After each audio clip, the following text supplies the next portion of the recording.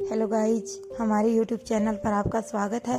अगर आपने अभी तक चैनल को सब्सक्राइब नहीं किया है तो प्लीज़ चैनल को सब्सक्राइब करें, लाइक करें, कमेंट करें और अपने दोस्तों के साथ शेयर करें। चमन लाल कहता है, मुझे तो पहले ही पता चल गया था, यह जरूर किसी भूत का मामला है। यह सुनते ही राम सिंह और ज्यादा डर जाता है।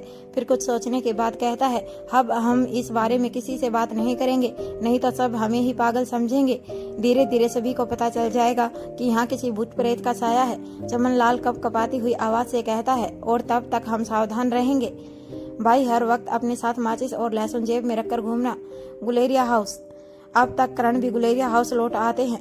वह आते ही डाइनिंग हॉल में बीचों बीच खड़े होकर अपने चारों तरफ नजर घुमाते हुए अनिका और रोहित को ढूंढने लगते हैं। जब उन्हें अनिका कहीं दिखाई नहीं देती तो वह चुपचाप रिक्लाइन चेयर पर बैठ जाते हैं।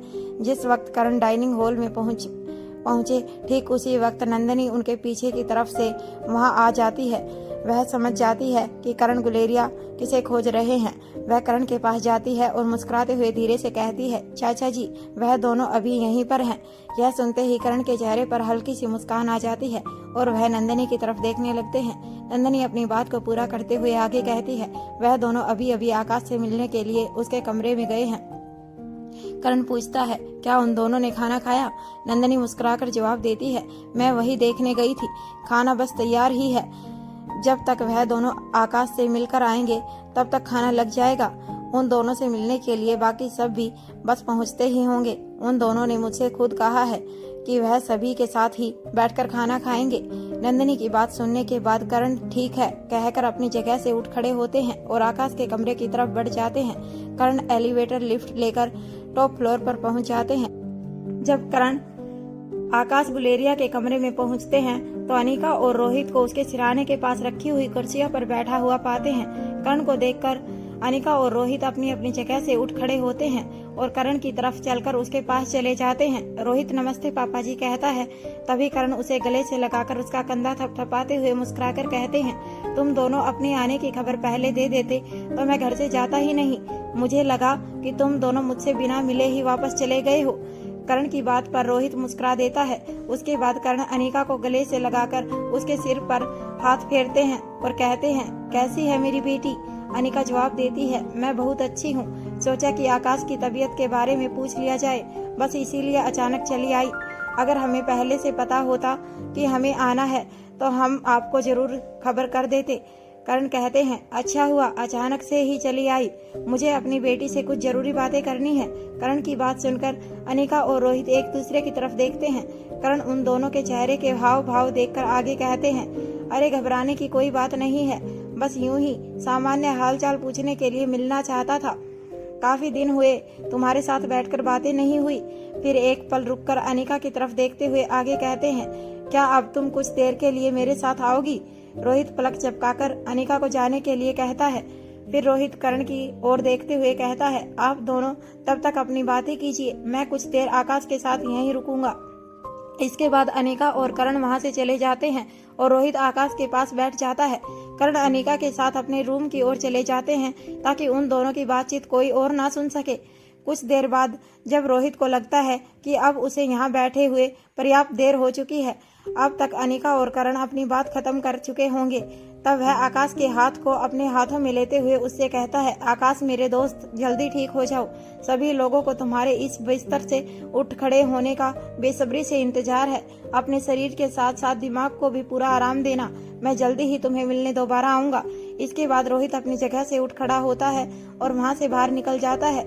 अपर फ्लोर की बालकनी से ही जब वह नीचे देखता है तो डाइनिंग हॉल में अनिका और करण दिखाई नहीं देते। तभी उसे ख्याल आता है कि वह दोनों या तो अनिका के कमरे में होंगे या फिर करण के। कुछ सोचने के बाद वह करण गुलेरिया के कमरे में जाने के लिए एलिवेटर लिफ्ट ले लेता है और करण गुलेरिया के कमरे की तरफ बढ़ जाता है। जैसे ही वह कमरे के दरवाजे को हाथ लगाता है, उसे करण की आवाज सुनाई देती है। रोहित को लगता है कि उसे वापस चले जाना चाहिए क्योंकि अभी तक अनिका और करण बातें खत्म नहीं हुई थी। लेकिन तभी उसके कानों में ऐसी आवाज पड़ती है कि उसके पैर वहीं रुक जाते हैं और वह वहीं खड़े होकर आगे की बात सुनने लगता है। करण गुलेरिया गंभीर आवाज में कहते हैं, अनिका, तुम्हारे 3 प्यारे बच्चे हैं, ढेर सारा प्यार करने वाला पति है, पूरी जिंदगी तुम्हारी आंखों के सामने बाहें खोले हुए खड़ी है। तुम क्यों अपनी जिंदगी की मुसीबतें बढ़ाने पर तुली हो? तुम अच्छी तरह जानती हो कि जिसकी जान तुमने बचाई है वह तुम्हारा भाई आकाश नहीं है। अनिका अपने दोनों हाथों को फोल्ड करके आपस में बांध कर खड़ी हो जाती है। फिर सवाल भरी आंखों से करण की ओर एक टक देखने लगती है। बड़े ही आराम से कहती है, आपको इतना भरोसा कैसे है कि वह आकाश नहीं है? अगर हमारा आकाश नहीं है तो हमारा आकाश कहाँ है? क्या आप जानते हैं कि आकाश कहाँ है? अनिका की बात सुनकर करण बिल्कुल खामोश हो जाते हैं और खुद को खुद के ही सवाल में फंसा हुआ पाते हैं। जब काफी देर तक करण कुछ नहीं बोलते तब कुछ पल के बाद अनिका कहती है, चलिए जाने दीजिए, इस सवाल को छोड़ देते हैं। फिर लंबी सांस लेकर छोड़ते हुए कहती है, वैसे मैं जानती तो और भी बहुत कुछ हूँ, पर क्या आप मुझसे वह सब सुनना चाहते हैं? अनिका की बात सुनकर करण एकदम चुप खड़े रह जाते हैं। उनके चेहरे पर किसी भी तरह का कोई भी भाव नहीं था। कुछ पलों के लिए लगातार अनिका की आंखों में देखते रहते हैं और उसके बाद अचानक से चुपचाप कमरे से बाहर निकल जाते हैं। करण अनिका के मुंह से ऐसी कोई भी बात नहीं सुनना चाहते थे जिसके लिए वह तैयार नहीं थे। उनकी पूरी जिंदगी की तपस्या और सीने में दफन हजारों राज उसके बदले में मिली थी। उन्हें आकाश और अपनी बेटी अनिका की जिंदगी एक को खोकर अब वह दूसरे को दांव पर नहीं लगाना चाहते थे। रोहित को जैसे ही ऐसा एहसास होता है कि करण गुलेरिया बाहर की तरफ आ रहे हैं तो वह दरवाजे के खुलने की अपोजिट डायरेक्शन विपरीत दिशा में खड़ा हो जाता है।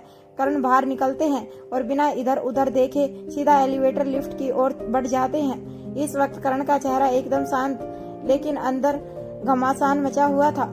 करण के जाने के बाद रोहित कमरे के अंदर चला जाता है। अनिका अभी भी अपने हाथों को बांधे उसी तरह खड़ी थी। रोहित अनिका के पास जाता है और बड़े ही प्यार से पूछता है, क्या कोई परेशानी की बात है? अनिका बड़ी ही शांति से अपनी गर्दन हिलाते हुए कहती है, नहीं। रोहित हैरान होकर पूछता है, तो यह सब क्या चल रहा है? अनिका कहती है, सब बताऊंगी, लेकिन यहाँ नहीं, घर वापस चलने के बाद। मल्होत्रा फार्मेसी। श्वेता और लक्ष्य को साथ में काफी वक्त बीत चुका था। अब तक वह दोनों पूरी फार्मेसी अच्छी तरह घूम चुके थे। ना लक्ष्य का वापस जाने का मन कर रहा था, ना श्वेता का उसे छोड़ने का, लेकिन अब लक्ष्य के पास वापस जाने के अलावा कोई चारा नहीं था। फिर भी वह श्वेता के साथ अच्छा वक्त बिताकर बहुत खुश था। लक्ष्य के लिए श्वेता के साथ होना एक सपने जैसा ही था। लक्ष्य ने कभी कल्पना भी नहीं की थी कि उसकी ख्वाहिश कभी ख्वाबों से बाहर निकलकर हकीकत के दरवाजे पर दस्तक दे सकेगी। श्वेता लक्ष्य को छोड़ने के लिए उसके साथ बाहर दरवाजे तक जा रही थी। वह दोनों फार्मेसी की मुख्य बिल्डिंग से बाहर निकलते हैं। मुख्य बिल्डिंग के चारों ओर बड़े बड़े लॉन बनाए गए थे जिनमें अलग अलग प्रकार के पेड़ पौधे लगाए गए थे। उन सभी को पार करने के बाद फार्मेसी का मुख्य दरवाजा था। दरवाजे के पास ही पार्किंग एरिया था। वहीं पर लक्ष्य के गार्ड्स और उनकी गाड़ियां मौजूद थी। श्वेता और लक्ष्य दोनों ही बिल्कुल खामोश होकर धीमे धीमे कदमों से चल रहे थे। तभी लक्ष्य श्वेता की हथेली में धीरे से अपनी उंगलियां डालते हुए उसका हाथ पकड़ लेता है और फिर अपनी जगह पर रुक जाता है। लक्ष्य के इस तरह अचानक हाथ पकड़ लेने से श्वेता लक्ष्य के चेहरे की तरफ घूमकर खड़ी हो जाती है। श्वेता का दिमाग कह रहा था कि वह लक्ष्य के हाथ से अपना हाथ अलग कर ले, लेकिन उसका दिल इन पलों को जीना चाहता था। इस कसमकस में वह कुछ बोल नहीं पाती, लेकिन उसके शरीर में बढ़ता हुआ रक्तचाप उसके चेहरे पर दिखाई देने लगता है। उसके गाल एकदम लाल हो जाते हैं, नजरें झुक जाती हैं। कुछ पल इसी तरह रहने के बाद लक्ष्य कहता है, मेरी इस हरकत के लिए मैं पहले ही माफी मांग लेता हूँ, लेकिन मैं अब आपसे और दूर नहीं रहना चाहता।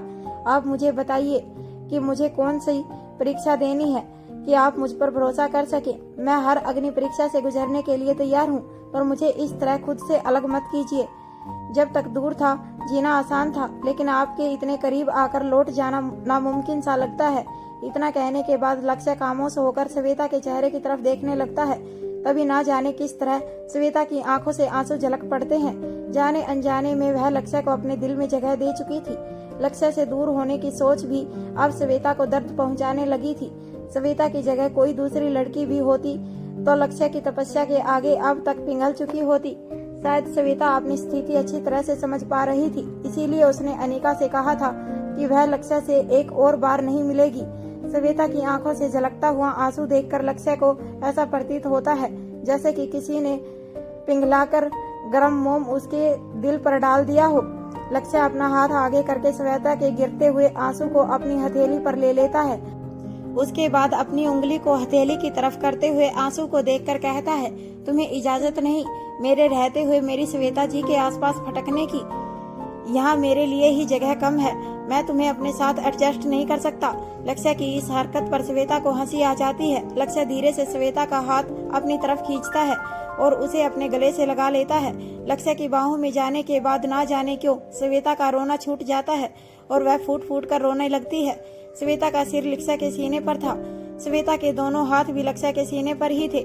लक्ष्य का एक हाथ श्वेता के सिर पर था और दूसरा हाथ श्वेता के कंधों के पीछे की तरफ था। श्वेता को इस तरह बिखरते हुए देखकर लक्ष्य की आंखों में पानी आ जाता है। वह किसी तरह खुद को संभाल लेता है। जब श्वेता कुछ शांत होती है तो वह उसे खुद से अलग करके उसके आंसुओं को पूछता है। फिर कहता है, आपको रोने की कोई जरूरत नहीं है, मैं जल्दी ही सब ठीक कर दूंगा। बेशक श्वेता ने लक्ष्य को अपनी मन की हालत शब्दों में नहीं बताई थी और ना ही परेशानी को लेकर किसी प्रकार का इशारा किया था, लेकिन फिर भी लक्ष्य पूरी बात समझ चुका था। अब लक्ष्य मन ही मन सोचता है, मुझे जल्द ही अनिका गुलेरिया से मिलना होगा, अब वक्त आ गया है। वहीं श्वेता अपनी इस हरकत पर बेहद हैरान थी। वह खुद नहीं समझ पा रही थी कि उसके साथ ऐसा क्यों हुआ। वह इस तरह इतना इमेच्योर बिहेव कैसे कर सकती थी।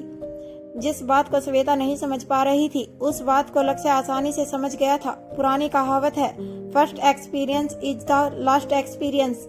अपने पहले अनुभव की वजह से श्वेता अपना पार्टनर चुनने को लेकर इतनी ज्यादा सहमी हुई थी कि वह अपने दिल या दिमाग किसी की भी सुनने के लिए तैयार नहीं थी। इस बार वह पूरी तरह से अनिका के निर्णय पर निर्भर थी। वह नहीं चाहती थी कि कोई लड़का उसे सीढ़ियों की तरह इस्तेमाल करने की कोशिश करे।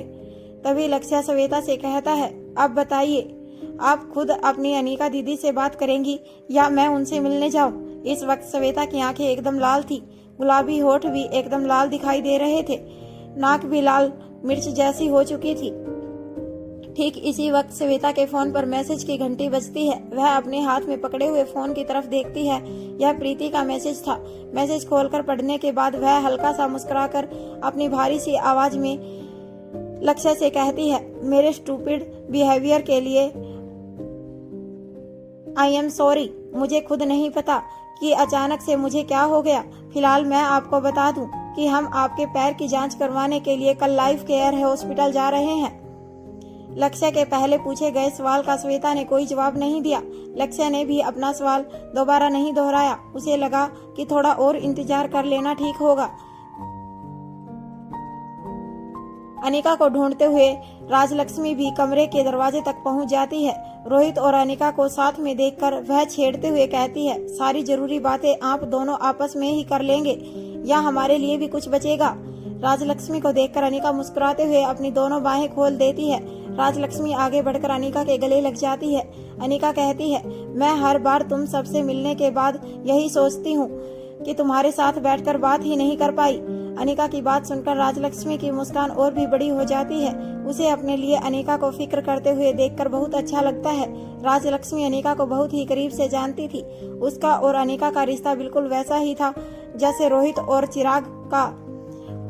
उसने अनिका के लिए असिस्टेंट के तौर पर काम करने के साथ साथ हर जरूरत के मौके पर अनिका की केयर टेकर की तरह देखभाल की थी। यही वजह थी कि राजलक्ष्मी अनिका की दोस्त की तरह ही थी। वह इस बात को भी बखूबी समझती थी कि अनिका को मुसीबतों की विरासत जन्म से ही प्राप्त है। उसकी जिंदगी कभी भी ज्यादा समय तक सामान्य नहीं चल सकती। राजलक्ष्मी कहती है, मैडम आपने मेरे बारे में सोचा, मेरे लिए इतना ही काफी है। मैं जानती हूँ चाहे परिस्थितियाँ जो भी हों, पर आप कभी फ्री नहीं हो सकती। अनिका झट से राजलक्ष्मी की कलाई पकड़ते हुए कहती है, चलो आज हम साथ में बैठकर बातें करेंगे। इसके बाद अनिका राजलक्ष्मी की कलाई को इसी तरह पकड़े हुए करण के ही कमरे में मौजूद काउच पर बैठ जाती हैं। तभी राजलक्ष्मी रोहित मारवा की तरफ देखते हुए पूछती है, मयूर आपसे मिलने के लिए आकाश भैया के कमरे की तरफ गए हैं, क्या मैं उन्हें यहीं बुला लूं? रोहित जवाब देता है, नहीं तुम दोनों बैठकर बातें करो, मैं मयूर के पास जाता हूँ। ऐसा कहकर रोहित वहाँ से बाहर निकल जाता है। जिस तरह से अनिका ने राजलक्ष्मी की कलाई पकड़ी थी, उस तरीके से अनिका अपने मरीजों की कलाई पकड़कर नब्ज चेक किया करती थी। पहले राजलक्ष्मी को हैरानी होती है, लेकिन उसके बाद दूसरे ही पल वह सोचती है कि शायद इस तरह से हाथ पकड़ना अनिका की आदत में शुमार हो गया है, इसीलिए याददाश्त जाने के बाद भी कलाई पकड़ने का तरीका नहीं बदला है। वहीं दूसरी ओर अनिका राजलक्ष्मी की कलाई पकड़कर उसकी नब्ज के जरिए राजलक्ष्मी और उसके होने वाले बच्चे की सेहत जांच लेना चाहती थी। अनिका अच्छी तरह जानती थी कि राजलक्ष्मी का काम पहले से भी ज्यादा बढ़ चुका है, लेकिन इन परिस्थितियों में भी उसने अपनी जिम्मेदारियों से कभी भी मुंह नहीं मोड़ा था। अनिका बस इतनी तसल्ली करना चाहती थी कि काम के चलते वह अपनी और बच्चे की सेहत के साथ किसी तरह का समझौता ना कर रही हो। अनिका ने सोच लिया था कि अगर ऐसा हुआ तो वह राजलक्ष्मी का काम कम करने के लिए कोई न कोई उपाय जरूर करेगी। यहाँ राजलक्ष्मी अनिका से लगातार कुछ न कुछ बोलती ही जा रही थी और अनिका मुस्कुराकर उसके चेहरे की तरफ देखते हुए मन ही मन गिनती कर रही थी। तभी अनिका राजलक्ष्मी की बात को बीच में काटते हुए पूछती है, पहले मुझे यह बताओ कि तुम्हारी प्रेगनेंसी को कितना वक्त हो चुका है। फिर अपनी बात को घुमाकर पूछते हुए कहती है, मेरा पूछने का मतलब है कि हमें यह नन्ही जान हमारी गोद में कब मिलने वाली है। राजलक्ष्मी मुस्कुराकर कहती है, अभी तो काफी वक्त है, अभी सिर्फ 4 महीने ही हुए हैं। अनिका कहती है, क्या मैं इसे छूकर देखूं? अनिका की बात सुनकर राजलक्ष्मी झट से उत्साहित होते हुए कहती है, हाँ जरूर मैडम, इसे भी तो पता चलना चाहिए कि इस घर की सबसे लाडली इसकी बुआ कौन है। अपनी बुआ का टच इसे अभी से पता होना चाहिए। इसके बाद अनिका अपने घुटनों के बल फर्श पर बैठ जाती है और अपने हाथों को राजलक्ष्मी के गर्भ पर रख देती है। इसी तरह हाथ रखे हुए वह राजलक्ष्मी से पूछती है, क्या तुम्हें इसकी मूवमेंट पता चलने लगी है? इसके बाद अनिका अपने हाथों को हटाकर एक बार दोबारा से राजलक्ष्मी के पेट पर रख देती है और कहती है, क्या मुझे भी पता चलेगी? जब इसी तरह बातचीत करते हुए अनिका तीसरी बार अपने हाथ की डायरेक्शन चेंज करती है तो राजलक्ष्मी झट से अनिका का हाथ पकड़ लेती है और अनिका की आंखों में देखने लगती है। राजलक्ष्मी खुद भी एक डॉक्टर थी जो सालों से अनिका के साथ काम कर चुकी थी। चाहे वह अनिका की जितनी स्मार्ट ना भी थी, लेकिन अनिका की असिस्टेंट होने के नाते कुछ कम भी नहीं थी। वह अच्छी तरह जानती थी कि अनिका चिकित्सा के मामले में हर क्षेत्र में अव्वल है। राजलक्ष्मी के बिना कुछ कहे अनिका उसकी आंखों में घूम रहे सैकड़ों सवाल झट से पढ़ लेती है। राजलक्ष्मी को शक तो बहुत बार हुआ था, लेकिन विश्वास आज हुआ था। फिर बिना कुछ कहे राजलक्ष्मी अनिका के गले से लग जाती है। राजलक्ष्मी इस वक्त बेहद खुश थी। खुशी के मारे उसकी आंखों से गंगा जमुना बह निकलती है। कुछ सेकंड के बाद अनिका भी अपने दोनों हाथ ऊपर करते हुए राजलक्ष्मी को गले से लगा लेती है। राजलक्ष्मी को अनिका के सब्र से इस वक्त ऐसा लग रहा था जैसे कि उसकी कोई बहुत कीमती खोई हुई चीज उसे वापस मिल गई हो। करीब 1 से 2 मिनट के बाद राजलक्ष्मी पीछे हटती है और अपने आंसुओं को पोंछते हुए खुशी से कहती है, जो मुझे नहीं पता होना चाहिए मैं वह नहीं पूछूंगी और कोई शिकायत भी नहीं करूंगी, पर मैं बहुत खुश हूँ। इस वक्त मेरा डांस करने का मन कर रहा है। अपने पेट पर हाथ रखते हुए कहती है, पर मैं कर नहीं सकती। ऐसा कहने के बाद राजलक्ष्मी अपने पैरों को काउच पर ऊपर कर लेती है और धीरे से खिसकते हुए उस पे सीधी लेट जाती है। फिर अपने पेट पर हाथ रखते हुए कहती है, आप ठीक से चेक कर लीजिए, मैं इनका पूरा ध्यान रख रही हूँ, आपको शिकायत का कोई मौका नहीं दूंगी। राजलक्ष्मी की बात सुनकर अनिका की आंखें भर आती है। वह मुस्कुराकर घुटनों के बल बैठकर राजलक्ष्मी को जांचने लगती है। फिर थोड़ी देर के बाद खूब तसल्ली करने के बाद अनिका बड़ी सी मुस्कान के साथ कहती है, ट्विंस। अनिका की बात सुनकर राजलक्ष्मी बदले में सिर्फ अपनी गर्दन हाँ में हिला देती है और एक प्यारी सी मुस्कान देती है, साथ ही शर्म से अपनी नजरें झुका लेती है। राजलक्ष्मी के चेहरे को ऊपर करते हुए कहती है, यह तो कितनी बड़ी खुशखबरी है, तुमने पहले क्यों नहीं बताया? राजलक्ष्मी अनिका के हाथ को अपने हाथों में पकड़ लेती है और कहती है, मैं मयूर को सरप्राइज देना चाहती थी, इसलिए मैंने किसी से भी यह बात शेयर नहीं की है। अनिका चिंता जताते हुए कहती है, वह सब तो ठीक है, लेकिन ट्विंस को कैरी करना एक आसान काम नहीं है। ऐसी केसेस में अक्सर इमेच्योर डिलीवरी के चांसेस बने रहते हैं। तुम्हें अपनी सेहत का और भी ज्यादा ध्यान रखना होगा ताकि बच्चे पूरी तरह स्वस्थ और विकसित रहें। फिर एक पल रुककर अनिका आगे कहती है, तुम एक काम करो, काम से पूरी तरह छुट्टी ले लो, मैं किसी तरह का रिस्क नहीं चाहती। अनिका की बात सुनकर राजलक्ष्मी की मुस्कान और भी बड़ी हो जाती है और वह कहती है, जब मुझे लगेगा कि छुट्टी ले लेनी चाहिए तब मैं जरूर ले लूंगी मैडम, लेकिन अभी सब बिल्कुल ठीक है। फिर उदासी के झूठे भाव चेहरे पर लाते हुए अपने पेट पर हाथ रखकर कहती है, बिना किसी वजह मैं सुस्त होकर घर पर बैठ जाऊंगी तो इन्हें अब से हमेशा सोते पड़े रहने की आदत लग जाएगी। मयूर और राजलक्ष्मी के बच्चे यानी कि आपके भतीजा या भतीजी सुस्त होंगे तो क्या आपको अच्छा लगेगा?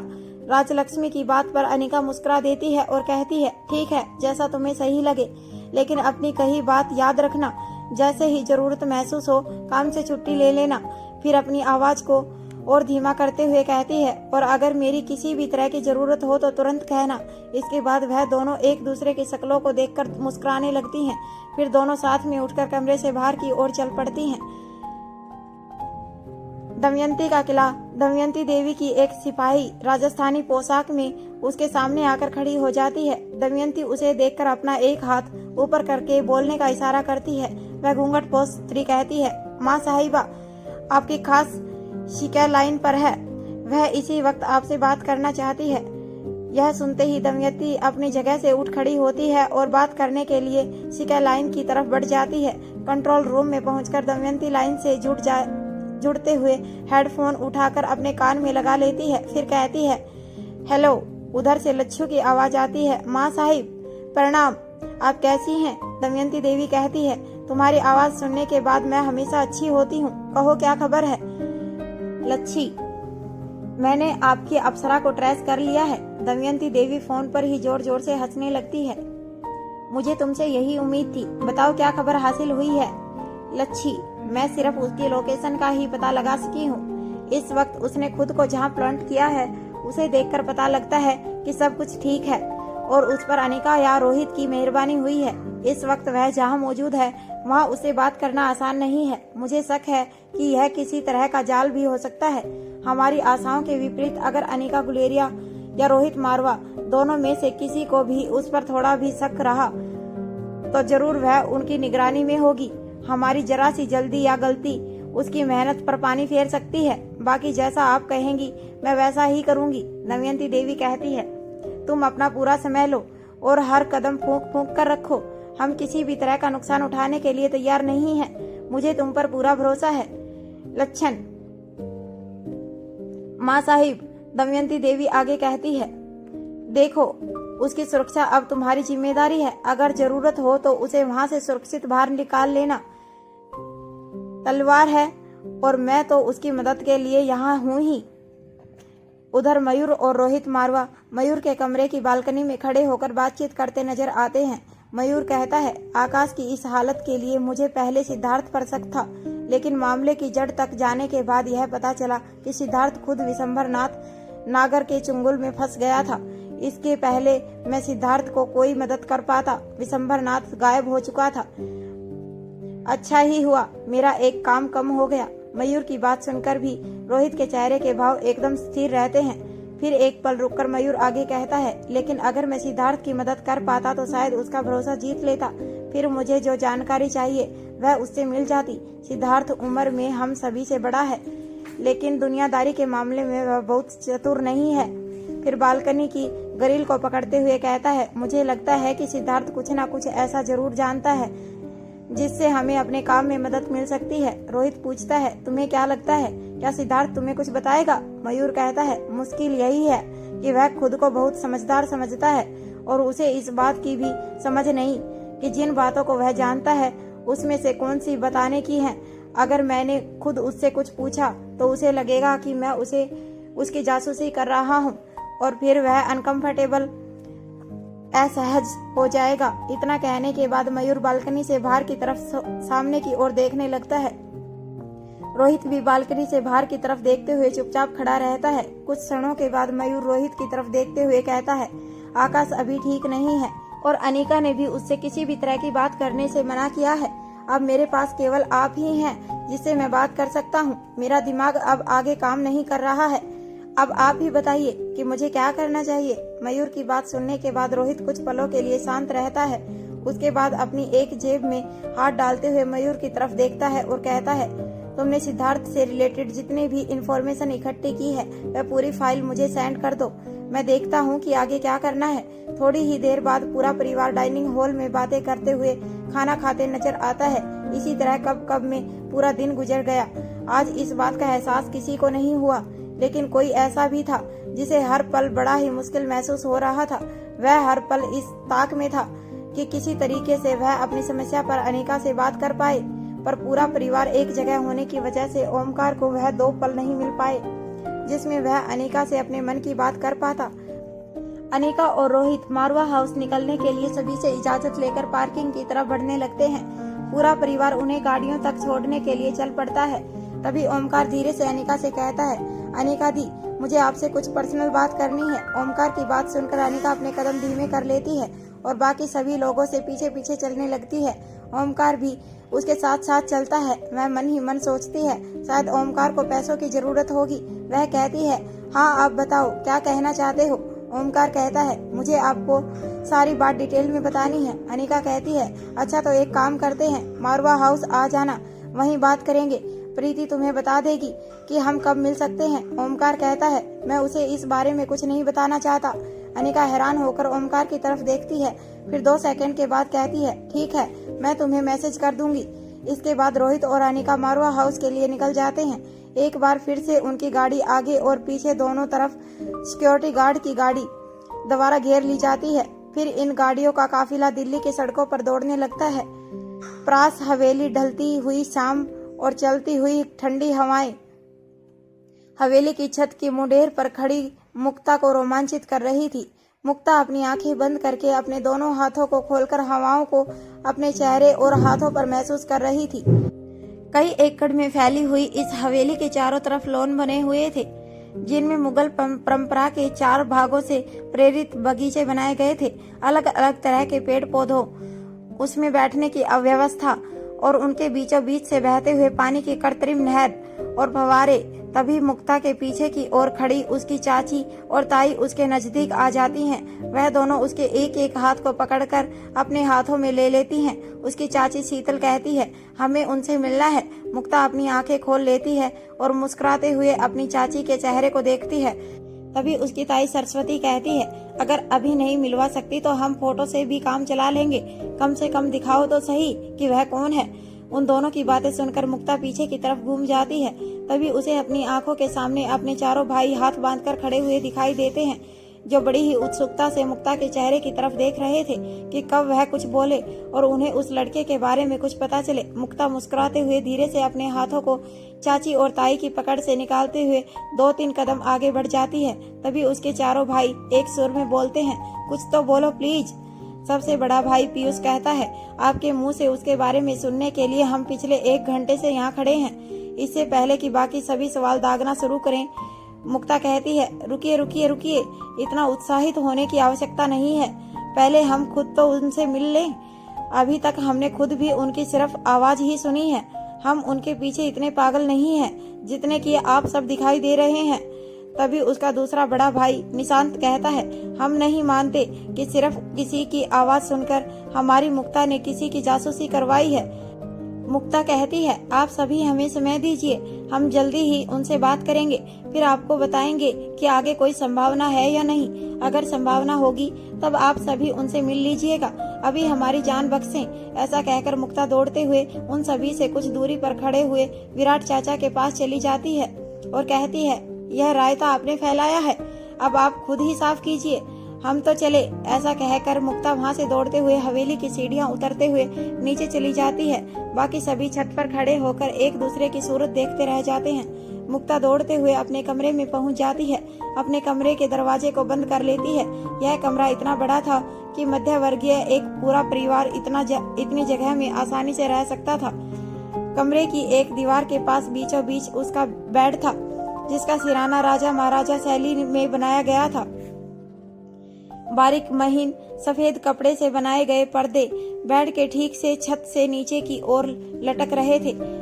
तकिए, चद्दर आदि के किनारों पर किया गया काम भारतीय दस्तकारी की झलक दे रहा था। फिर मुक्ता अपने कमरे की एक दीवार के पास जाती है और वहां पर लगा हुआ एक पर्दा हटाती है। पर्दे के उस ओर शीशा लगा हुआ था। उसमें देखते हुए मुक्ता शीशे में दिखाई दे रहे अपने प्रतिबिंब की तरफ उंगली करते हुए खुद से कहती है, क्या हमें उनसे बात करनी चाहिए या फिर पहले सोशल मीडिया की सहायता से कुछ और सूचनाएं एकत्रित कर लेनी चाहिए।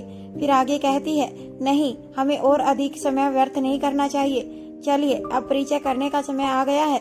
इसके बाद मुक्ता अपना फोन लेकर अपने बेड पर पीठ के बल दोनों हाथ फैलाकर जा गिरती है, फिर पलटकर पेट के बल लेट जाती है और फोन पर एक मैसेज टाइप करती है, फिर उसे भेज देती है। मारवा हाउस। सनी अपने कमरे में बैठकर लैपटॉप पर प्रेजेंटेशन तैयार कर रहा था।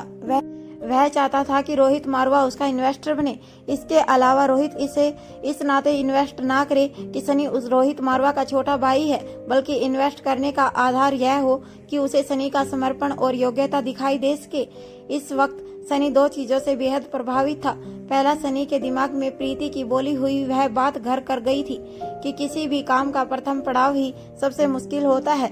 एक बार उसे पार कर लेने के बाद आगे के रास्ते स्वयं ही खुलते चले जाते हैं। दूसरा, उसका सबसे अच्छा दोस्त आर्थिक रूप से आत्मनिर्भर नहीं होने के कारण अपने प्यार से दूर रहने के लिए मजबूर था, क्योंकि वह मेहनत से कमाए गए धन पर ही अपना आशियाना बनाना चाहता था। लैपटॉप पर काम करते करते सनी मन ही मन सोच रहा था, इसे पूरा करने के बाद भैया से मिलने से पहले मैं एक बार यह प्रेजेंटेशन रिया को जरूर दिखाऊंगा। उसके पास कोई अच्छा आइडिया होगा तो उससे हमें मदद मिलेगी। तभी उसे अपने फोन पर मैसेज की घंटी सुनाई देती है। वह लैपटॉप पर अपनी नजरें गड़ाए अपने हाथ को अपने दाईं ओर बढ़ा देता है और बिना देखे ही फोन हाथ में उठा लेता है। इससे पहले कि वह मैसेज देख पाता, उसे याद आता है कि उसे दवाई खानी है। वह अपना फोन वापस रखकर अपनी जगह से खड़ा हो जाता है और स्टडी टेबल की दराज से दवाई निकालते हुए मन ही मन सोचता है, रोहित के सामने प्रेजेंटेशन देने से पहले एक बार उसे और ओमकार को मिल लेना चाहिए। सनी दवाई खाने के बाद ओमकार को फोन करने के लिए अपना फोन उठाता है। तभी उसे स्क्रीन पर अननोन नंबर से मैसेज दिखाई देता है। सनी मैसेज पढ़ता है, जिसमें लिखा था, अगर हम सही हैं तो आप सनी मारवा हैं। मैसेज पढ़ने के बाद सनी पहले उसे इग्नोर करने के बारे में सोचता है, लेकिन तभी कुछ सोचकर वह मैसेज का जवाब देता है, हम मतलब कौन कौन। इसके बाद सनी फिर से कुछ सोचने लगता है। कुछ देर के बाद वह ओमकार से बात करने के लिए जैसे ही नंबर डायल करने वाला था, तभी एक बार फिर से स्क्रीन पर मैसेज फ्लैश होता है। इस बार जवाब आया था, हम मतलब मुक्ता प्रास। सनी मैसेज देखकर कुछ परेशान होता है, क्योंकि यह मैसेज बार बार उसकी सोच में दखलंदाजी कर रहे थे, लेकिन इस बार फिर ना चाहकर भी मैसेज का जवाब लिख देता है, मुक्ता और प्रास यानी कि दो लोग। क्या मैं आप दोनों को जानता हूँ? जितनी तेजी से सनी ने मैसेज किया था, उतनी ही तेजी से जवाब आता है, हम दो नहीं एक ही हैं, हमारा नाम मुक्ता प्रास है। सनी के दिमाग में एक साथ कई सारे विचार घूमने लगते हैं। क्या इस नाम की कोई लड़की मेरे साथ स्कूल में पढ़ती थी? क्या यह किसी मीडिया से है? इसे मेरा नंबर कहाँ से मिला? क्या यह रोहित भैया से मिलने के लिए मेरी सिफारिश चाहती है? फिर सनी खुद से ही कहता है, इतना सोचने से अच्छा है कि पूछ लिया जाए। वैसे भी डॉक्टर प्रीति ने कहा है कि अपने दिमाग पर कम जोर डालो, नहीं तो 5 की जगह 10 साल भूल जाओगे। फिर वह आगे अनुमान लगाता है, हो सकता है कि यह उन्हीं बीते 5 सालों का कोई पहलू हो। क्या पता यह वही लड़की हो जिसने मुझे रिजेक्ट किया था। अगर ऐसा है तो इस बार मैं इसे अच्छा सबक सिखाऊंगा। सनी ओमकार से बात करना भूल जाता है और जाकर सोफे पर बैठ जाता है। फिर जवाब लिखता है, मुझसे क्या चाहती हो? जवाब आता है, बात करना और आपको जानना। सनी जवाब देता है, क्या अब तक नहीं जान पाई? सनी का जवाब पढ़कर मुक्ता हैरान हो रह जाती है। सनी का मैसेज पढ़कर मुक्ता अपनी जगह पर बैठ जाती है और अपने फोन को इस तरह हैरानी से देखती है जैसे कि कोई नई तरह की वस्तु देख ली हो। फोन के मैसेज को पढ़कर वह इस कदर आश्चर्यचकित थी जैसे कि वह मंदिर में चोरी कर रही हो और तभी किसी मूर्ति के अंदर से आवाज सुनाई दी हो, इन्हें कैसे पता कि हम इनके बारे में मालूमात हासिल करने की कोशिश कर रहे हैं? आज तक कभी ऐसा नहीं हुआ कि विराट चाचा के काम पर उंगली उठाई जा सके। वह अपने काम में उत्तम है। पहले कभी उनके द्वारा किए गए काम की भनक किसी को भी नहीं हुई। फिर मुक्ता अपनी तर्जनी उंगली और अंगूठे से अपनी ठोड़ी को पकड़ते हुए अपनी आंखें छोटा करके कुछ सोचती है। फिर कहती है, मुक्ता, इससे पहले विराट चाचा का कभी मारवा परिवार से पाला नहीं पड़ा था। अगर इन्हें इस बात की जानकारी है तो यह मारवा परिवार के स्तर को शोभा देता है। मुक्ता के चेहरे पर मुस्कान आ जाती है। वह कुछ सोचती है और उसके बाद मैसेज का जवाब लिखती है, नहीं, आपके बारे में जितना जानना चाहिए हम अभी तक नहीं जान पाए हैं। हम आपसे मिलना चाहते हैं। क्या हम दोस्त हो सकते हैं? उधर मारवा हाउस में बैठा सनी लगातार अपने फोन को इस तरह घूर रहा था मानो उसके सामने कोई अपराधी बैठा हो और उसका बस चले तो एक गुस्से से उसे चकनाचूर कर दे। जब कुछ मिनटों तक कोई मैसेज नहीं आता तो वह बेसब्र होने लगता है। इससे पहले कि वह अपने फोन के साथ कुछ कर बैठता, फोन पर मैसेज आने की घंटी सुनाई देती है। सनी अपना पूरा मूड बनाकर बैठा था कि वह उसे ऐसा जवाब दे कि वह उसे हमेशा याद रहे। घंटी की आवाज सुनकर सनी ने फटाफट मैसेज खोला और उसे पढ़ डाला। मैसेज पढ़ने के बाद सनी के चेहरे पर बड़ी सी मुस्कान आ जाती है, जैसे कि आज उसे अपना पुराना बदला लेने का मौका मिल गया हो। वह फटाफट से मैसेज लिखता है, मुझे नहीं मिलना, मैं बहुत व्यस्त हूँ, मेरे पास तुम्हारे लिए बिल्कुल भी टाइम नहीं। फिर सोचता है यह जवाब ठीक नहीं होगा। वह मैसेज को मिटा देता है और फिर से लिखता है, मुझे तुमसे मिलने की ना कोई इच्छा है और ना ही कोई जरूरत, मैं तुम्हें बिल्कुल भी पसंद नहीं करता। यह लिखने के बाद फिर से मुस्कुराता है और सोचता है अब यह हुआ टट फॉर टैट जवाब। उसे यह मैसेज पढ़कर ऐसा झटका लगेगा कि दोबारा से किसी प्यार करने वाले को बेइज्जती करने से पहले 100 बार सोचेगी। फिर जैसे ही सेंड पर उंगली रखने ही वाला होता है तभी उसे ख्याल आता है, उसने मेरी सबके सामने बेइज्जती की, क्या उसे अकेले में रिजेक्ट करके मेरा बदला पूरा हो जाएगा? नहीं सनी, बिल्कुल भी नहीं, कुछ और सोचो। फिर खुद को ही आदेश देते हुए कहता है, तुम्हें कुछ और सोचना ही पड़ेगा।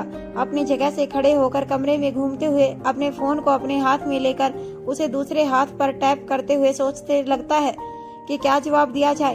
फिर अचानक से उसके चेहरे पर मुस्कान दिखाई देने लगती है और वह जवाब देता है, आई एम सॉरी, मैं अभी बहुत बिजी हूँ, बाद में बात करता हूँ। फिर वह जोर जोर से खुद से ही बोलता है, अब वह मिलने के लिए गिड़गिड़ाएगी, तब आएगा मजा।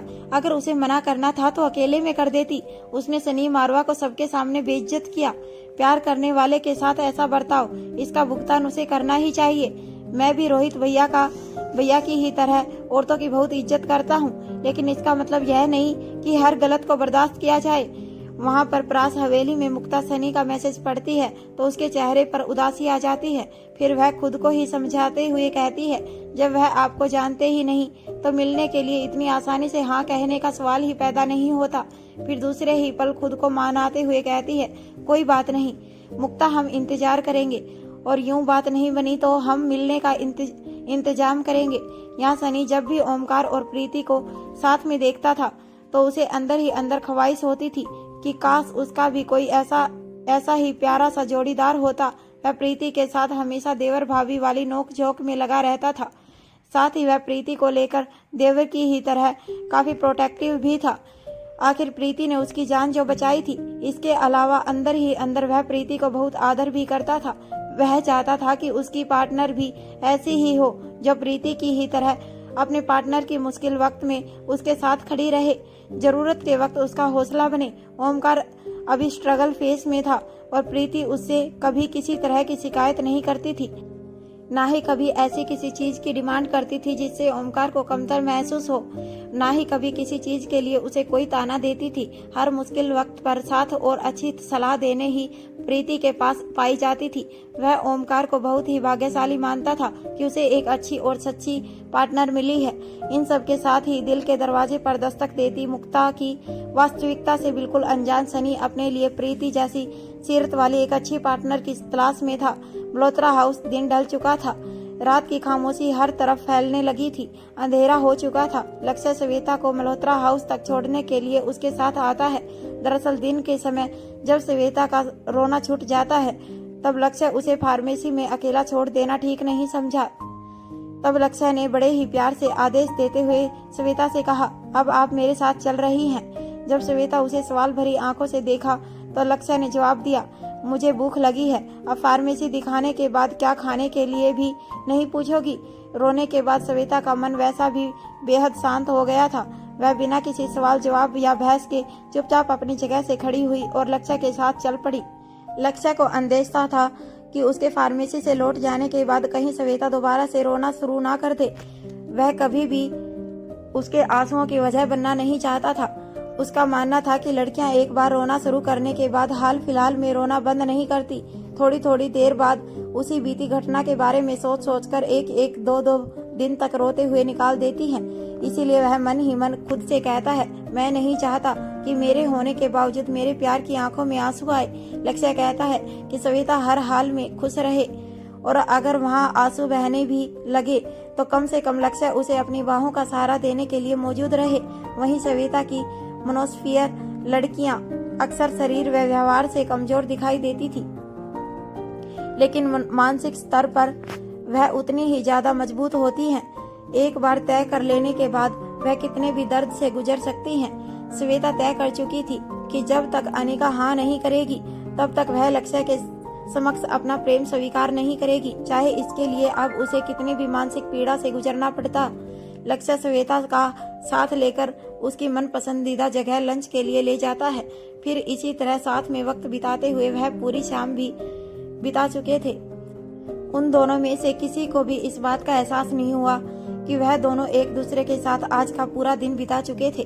जिस गाड़ी में लक्ष्य और श्वेता मौजूद थे उसके ड्राइविंग सीट पर लक्ष्य खुद बैठा हुआ था और श्वेता उसके साथ में पैसेंजर सीट पर बैठी हुई थी। श्वेता हाउस के बाहर मुख्य दरवाजे पर पहुंचने के बाद लक्ष्य अपनी गाड़ी से बाहर आता है और श्वेता के लिए दरवाजा खोलता है। फिर अपना हाथ आगे करके श्वेता को बाहर निकलने के लिए मदद करता है। लक्ष्य के इशारे पर उसके सभी सिक्योरिटी गार्ड मुख्य दरवाजे पर ही रुक जाते हैं। बाहर के दरवाजे से अंदर के दरवाजे तक पहुंचने के लिए उन्हें लॉन के बीचों बीच बने हुए पैदल पार्क पथ से होते हुए आगे बढ़ना था। इसके बाद वह श्वेता के साथ अंदर की तरफ चल पड़ता है। तभी श्वेता कहती है, क्या आप मम्मी से मिलना चाहते हैं? लक्ष्य जवाब देता है, नहीं।